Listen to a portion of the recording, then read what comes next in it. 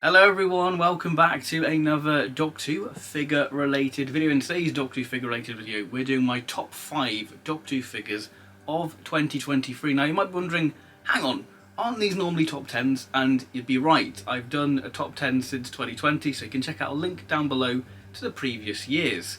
Now we've only seen 7 Doctor Who figure sets be released, and it would be a little bit silly doing a top 7. So I'm going to do a top 5 because I think this year in particular we've seen quality over quantity. We've seen less figure packs, which have been keeping the shelves warm for about a year, because I think 2022's figures, when they hit, but when they were stinkers, they really stinked. And I'm talking about U10th Doctor figure set, and I'm hoping this year, 2024, we get some 60th anniversary figures, because I really want a Beep the Meep figure character. If you're listening, Beep the Meep, I want it on the shelf. Got it? But not only that, we did see some 60th anniversary merch technically released, and we've got 2 sonic screwdrivers. They're not included on this because they're more toys than figures, and they're great. They're great. I've done videos covering both of these. I've done a limited versus standard, and I've done a review on the limited one, so you can check out reviews of those as well.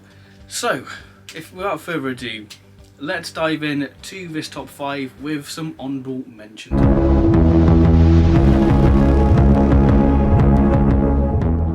And the honourable mentions are the Necros Dalek set and the new series Dalek sets. History of the Dalek set 16 and 17, and History of the Dalek set 14, I believe.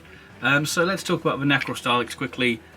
They're pretty good. They're exactly what they say on the tin. It's Revelation of the Daleks. We've got the nice updated dome light and accurate eye stalk, and the neck bit extension, and the new oval section. It's a nice little figure.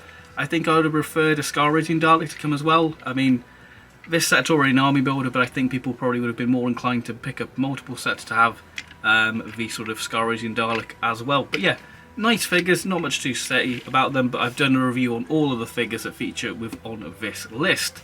But I think this one is where I've got to do some explaining, because this set is highly desirable because of Dalek Sec, and it's the best Dalek Sec figure character options I've ever done. We've got the non-sort of glossy finish to the neck pin section, so it's been given a matte finish. That's a word I was looking for. It's just perfect. It's a nice little figure, no notes. But what really drags this set down is the Metaltron Dalek. Now, I think the bronze should be a lot darker. And same with the gold band as well. I think that should be a little bit darker just to stand out. I think it's just too bright. And I think the ball joints being painted bronze, and again the gun and the eye stalk, it's just, you know, you might have just said this is, you know, Dalek Fae or Dalek Jast, and call this set a Cultascaro set, really, because I think it's definitely not the Metaltron Dalek. It's been given a slight black wash, but when I took this out of the packaging, the wash practically came off, because it's got the same sort of waxy texture to it as some of the early B&M TARDISes.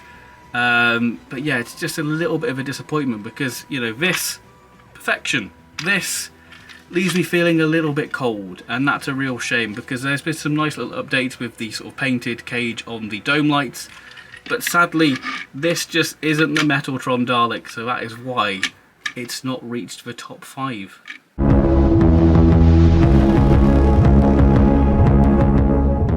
At number 5, we've got the set that I call the Sleeper set, a set until I got in person where I realised, you know what, this kind of bangs, and it is the Remembrance of the Dalek set, containing the Supreme Dalek and the Renegade Dalek. Now, the Renegade Dalek I know should probably be a darker grey, but I just love it. I think that this just seems like a much better Renegade representation of a Renegade Dalek compared to the previous 2. You know, I feel like the eye stalk issue has been fixed, because we've got a new eye stalk for this.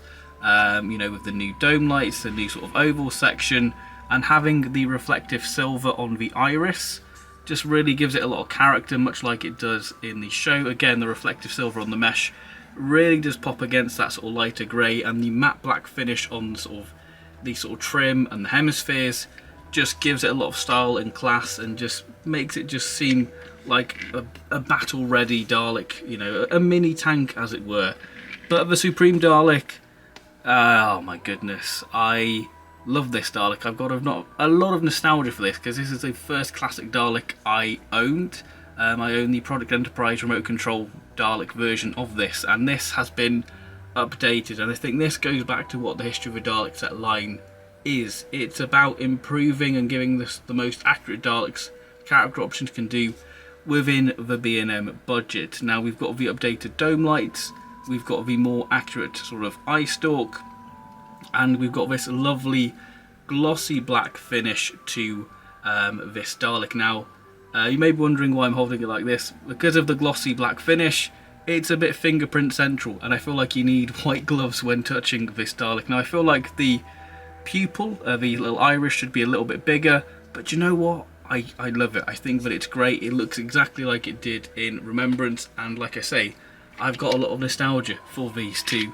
Well, especially the Supreme Dalek. But yeah, this is why it's number 5. It's a set that I slept on until getting in person. I realised that, you know what, this is a really nice set.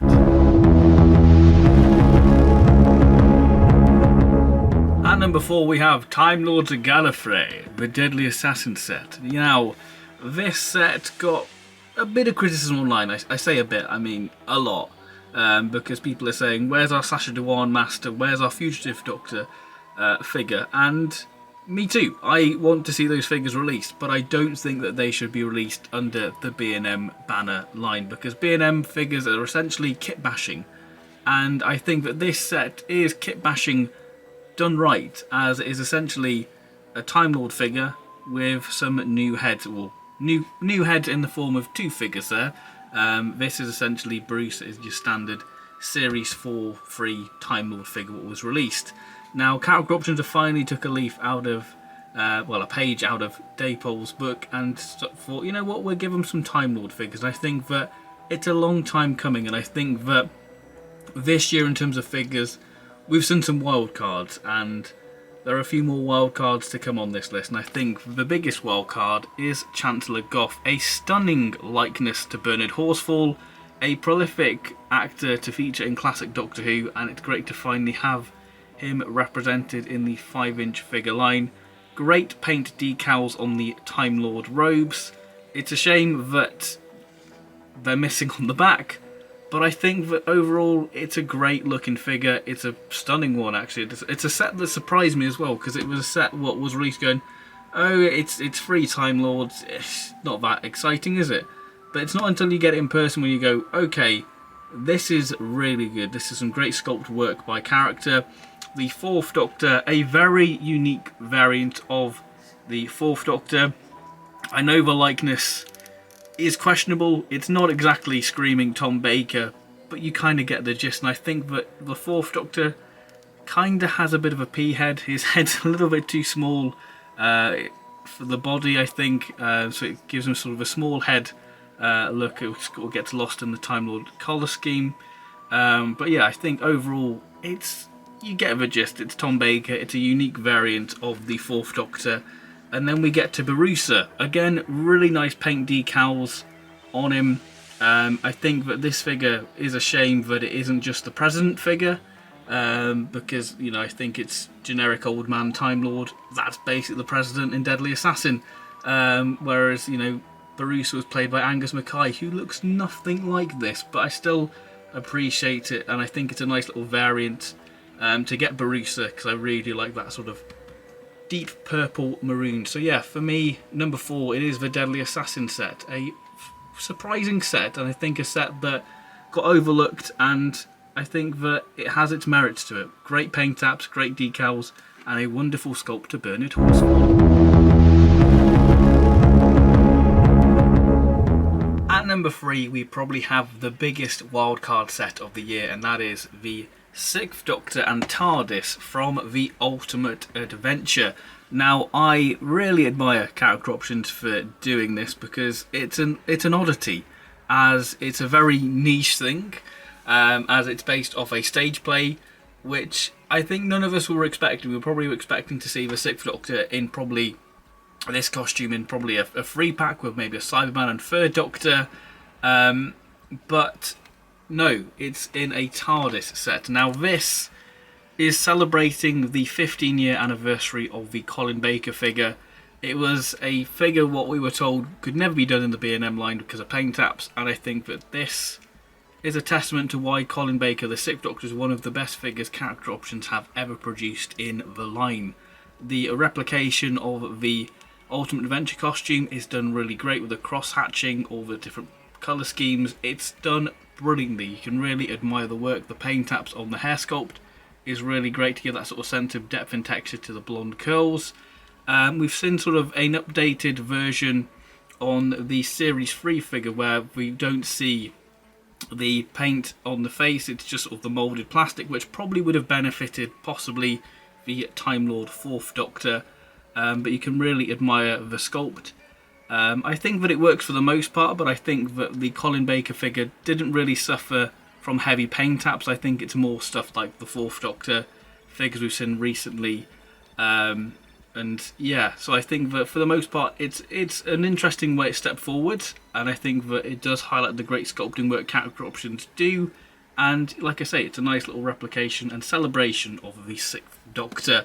But the TARDIS, again, a really nice thing, because I think we thought we exhausted the sort of TARDIS line recently, and I think that this is a brilliant TARDIS. It's lovely dark blue with all the washes on it, the sort of white wash to really give that sort of scuff detail, the black wash to really highlight the sort of Artex and wood grain effect, the windows having a slight sort of pinkish tinge to show how the sort of perspex are sort of faded and given that sort of tacky look. It really does look a nice sort of battered 80s TARDIS prop, and I really like it. It's a stunning replication of the 80s box. It's great. That sort of nice sort of vibrant sort of blue on the signs really does stand out, and put it against this 6th Doctor, it's an absolute stunning set. So at number 3 we have the 6th Doctor and TARDIS.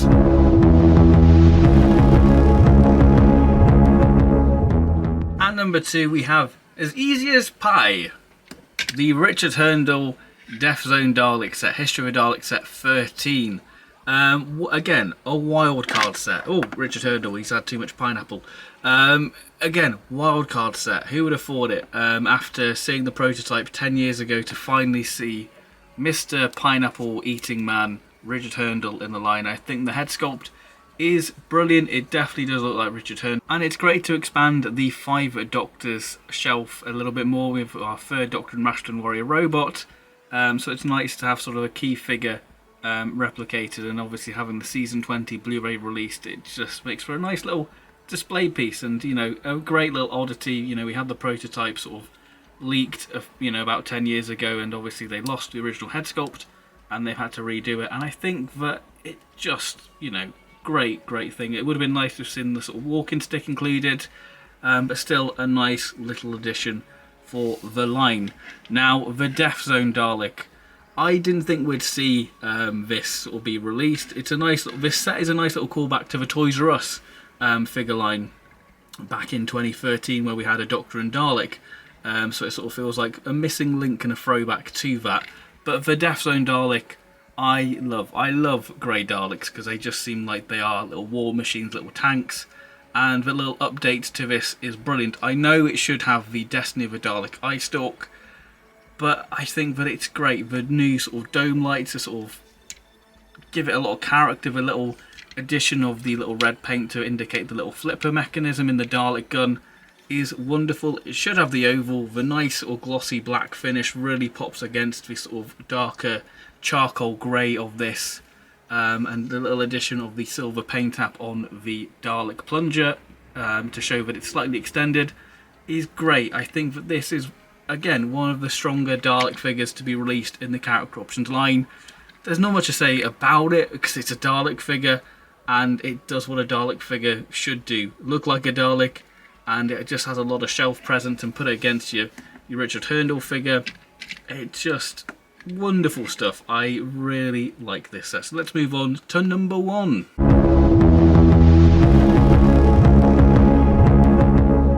At number 1 we have a brilliant, and I know these teeth, the 14th Doctor, the Regeneration Set, the first Doctor Who figures of 2023. Probably were meant to come out in 2022, but they come out January 2023. And what a set this is. This was a lovely surprise on Doctor Who Day back in 2022. So we have Jodie in the sort of Master Doctor costume. Great paint apps for the 13th Doctor. Probably one of the best paint apps for the 13th Doctor, actually. It's done really great sort of detailing on the hair with the paint apps.